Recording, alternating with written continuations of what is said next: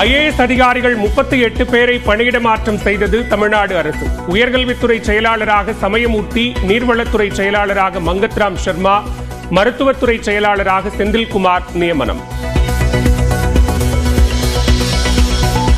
மின்சார வாரிய தலைவராக ராதாகிருஷ்ணன், உணவுத்துறை செயலாளராக சத்யபிரதா சாஹூ நியமனம். மீண்டும் வனத்துறை செயலாளரான சுப்ரியா சாஹூ. கோவை மாவட்ட ஆட்சியராக பவன்குமார் கிரியப்பன் அவர் நியமனம். தேனி மாவட்ட ஆட்சியராகிறார் ரஞ்சித் சிங்.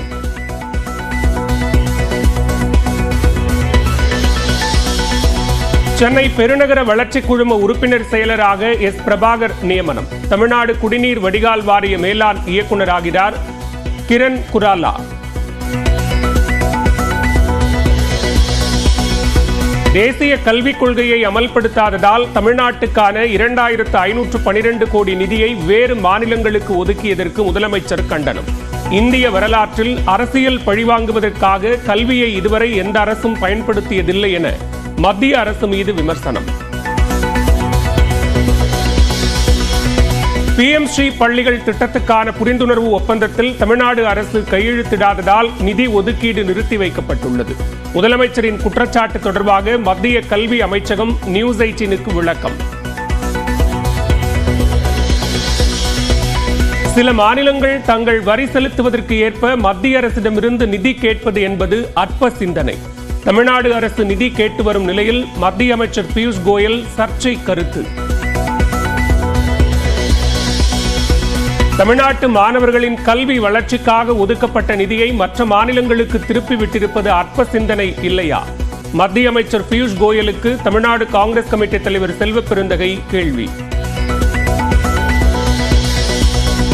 டெல்லி முதலமைச்சர் பதவியிலிருந்து விலகினார் அதிஷி. சட்டமன்ற தேர்தலில் ஆம் ஆத்மி தோல்வியடைந்ததால் துணைநிலை ஆளுநரை சந்தித்து கடிதம் வழங்கினார். மத்திய உள்துறை அமைச்சர் அமித்ஷாவை சந்தித்து பேசினார் பாஜக தலைவர் JB நட்டா. டெல்லியின் புதிய முதலமைச்சர் குறித்து ஆலோசனை.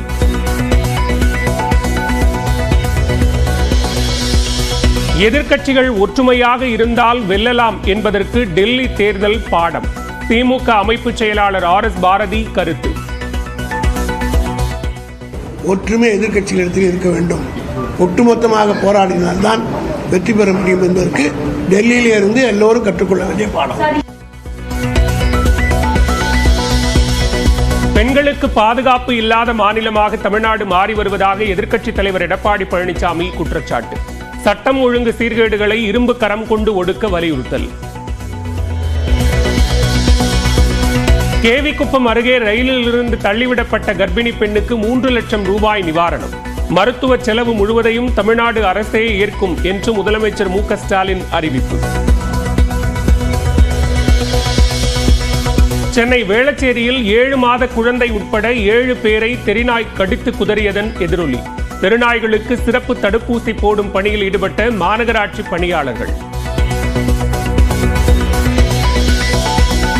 உதகையில் அதிவேகமாக சென்ற இருசக்கர வாகனத்தில் சென்றதால் விபத்திற்குள்ளான இளைஞர்.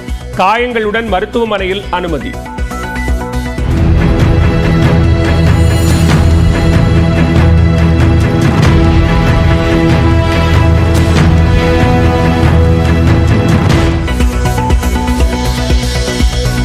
தெலங்கானாவில் காகத்தியா பல்கலைக்கழக உணவு விடுதியில் மாணவர்களுக்கு இடையே மோதல். நாற்காலி மேசைகளை உடைத்தும் அத்துமீறலில் ஈடுபட்ட நிலையில் பலருக்கு காயம். தெலங்கானாவில் பிரபல தொழிலதிபர் ஜனார்தன் ராவ் கத்தியால் கொடூரமாக கொலை. சொத்து பிரச்சனையில் 86 வயது தாத்தாவை 73 முறை கத்தியால் குத்திக் கொன்ற பேரன் கீர்த்திராஜ் சிறையில் அடைப்பு. விஜயின் அரசியல் வருகை குறித்து பேசி நட்பை கெடுக்க விரும்பவில்லை என கவிஞர் வைரமுத்து பேட்டி. அரசியலுக்குள் ஆன்மீகமும் ஆன்மீகத்துக்குள் அரசியலும் இருப்பதாக கருத்து. போர்ச்சுகலில் நடைபெறும் கார் பந்தயத்தில் பங்கேற்க நடிகர் அஜித். IAS அதிகாரிகள் 38 பேரை பணியிட மாற்றம் செய்தது தமிழ்நாடு அரசு. உயர்கல்வித்துறை செயலாளராக சமயமூர்த்தி, நீர்வளத்துறை செயலாளராக மங்கத்ராம் சர்மா, மருத்துவத்துறை செயலாளராக செந்தில்குமார் நியமனம். மின்சார வாரிய தலைவராக ராதாகிருஷ்ணன், உணவுத்துறை செயலாளராக சத்யபிரதா சாஹூ நியமனம். மீண்டும் வனத்துறை செயலாளரான சுப்ரியா சாஹூ. கோவை மாவட்ட ஆட்சியராக பவன்குமார் கிரியப்பன் அவர் நியமனம். தேனி மாவட்ட ஆட்சியராகிறார் ரஞ்சித் சிங்.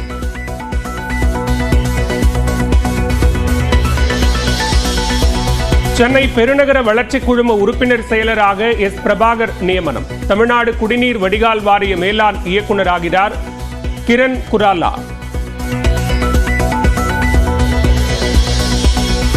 தேசிய கல்விக் கொள்கையை அமல்படுத்தாததால் தமிழ்நாட்டுக்கான 2512 கோடி நிதியை வேறு மாநிலங்களுக்கு ஒதுக்கியதற்கு முதலமைச்சர் கண்டனம். இந்திய வரலாற்றில் அரசியல் பழிவாங்குவதற்காக கல்வியை இதுவரை எந்த அரசும் பயன்படுத்தியதில்லை என மத்திய அரசு மீது விமர்சனம். PM ஸ்ரீ பள்ளிகள் திட்டத்துக்கான புரிந்துணர்வு ஒப்பந்தத்தில் தமிழ்நாடு அரசு கையெழுத்திடாததால் நிதி ஒதுக்கீடு நிறுத்தி வைக்கப்பட்டுள்ளது. முதலமைச்சரின் குற்றச்சாட்டு தொடர்பாக மத்திய கல்வி அமைச்சகம் நியூஸ் 18க்கு விளக்கம். சில மாநிலங்கள் தங்கள் வரி செலுத்துவதற்கு ஏற்ப மத்திய அரசிடமிருந்து நிதி கேட்பது என்பது அற்ப சிந்தனை. தமிழ்நாடு அரசு நிதி கேட்டு வரும் நிலையில் மத்திய அமைச்சர் பியூஷ் கோயல் சர்ச்சை கருத்து. தமிழ்நாட்டு மாணவர்களின் கல்வி வளர்ச்சிக்காக ஒதுக்கப்பட்ட நிதியை மற்ற மாநிலங்களுக்கு திருப்பி விட்டிருப்பது அற்ப சிந்தனை இல்லையா? மத்திய அமைச்சர் பியூஷ் கோயலுக்கு தமிழ்நாடு காங்கிரஸ் கமிட்டி தலைவர் செல்வ பெருந்தகை கேள்வி. டெல்லி முதலமைச்சர் பதவியிலிருந்து விலகினார் அதிஷி. சட்டமன்ற தேர்தலில் ஆம் ஆத்மி தோல்வியடைந்ததால் துணைநிலை ஆளுநரை சந்தித்து கடிதம் வழங்கினார். மத்திய உள்துறை அமைச்சர் அமித்ஷாவை சந்தித்து பேசினார் பாஜக தலைவர் JB நட்டா. டெல்லியின் புதிய முதலமைச்சர் குறித்து ஆலோசனை.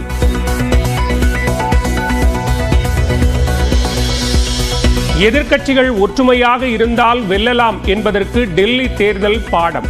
திமுக அமைப்பு செயலாளர் RS பாரதி கருத்து. ஒற்றுமை எதிர்க்கட்சிகளிடத்தில் இருக்க வேண்டும்.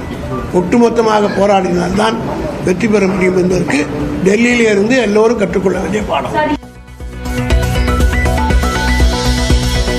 பெண்களுக்கு பாதுகாப்பு இல்லாத மாநிலமாக தமிழ்நாடு மாறி வருவதாக எதிர்க்கட்சித் தலைவர் எடப்பாடி பழனிசாமி குற்றச்சாட்டு. சட்டம் ஒழுங்கு சீர்கேடுகளை இரும்பு கரம் கொண்டு ஒடுக்க வலியுறுத்தல். கேவிக்குப்பம் அருகே ரயிலில் இருந்து தள்ளிவிடப்பட்ட கர்ப்பிணி பெண்ணுக்கு 3 லட்சம் ரூபாய் நிவாரணம். மருத்துவ செலவு முழுவதையும் தமிழ்நாடு அரசே ஏற்கும் என்று முதலமைச்சர் மு க ஸ்டாலின் அறிவிப்பு. சென்னை வேளச்சேரியில் 7 மாத குழந்தை உட்பட 7 பேரை தெருநாய் கடித்து குதறியதன் எதிரொலி.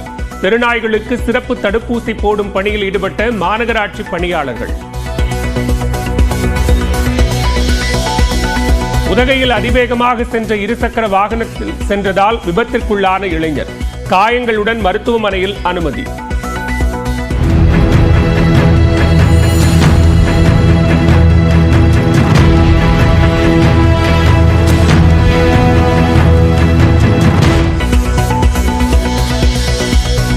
தெலங்கானாவில் காகத்தியா பல்கலைக்கழக உணவு விடுதியில் மாணவர்களுக்கு இடையே மோதல். நாற்காலி மேசைகளை உடைத்தும் அத்துமீறலில் ஈடுபட்ட நிலையில் பலருக்கு காயம். தெலங்கானாவில் பிரபல தொழிலதிபர் ஜனார்தன் ராவ் கத்தியால் கொடூரமாக கொலை. சொத்து பிரச்சனையில் 86 வயது தாத்தாவை 73 முறை கத்தியால் குத்திக் கொன்ற பேரன் கீர்த்திராஜ் சிறையில் அடைப்பு. விஜயின் அரசியல் வருகை குறித்து பேசி நட்பை கெடுக்க விரும்பவில்லை என கவிஞர் வைரமுத்து பேட்டி. அரசியலுக்குள் ஆன்மீகமும் ஆன்மீகத்துக்குள் அரசியலும் இருப்பதாக கருத்து. போர்ச்சுகலில் நடைபெறும் கார் பந்தயத்தில் பங்கேற்க நடிகர்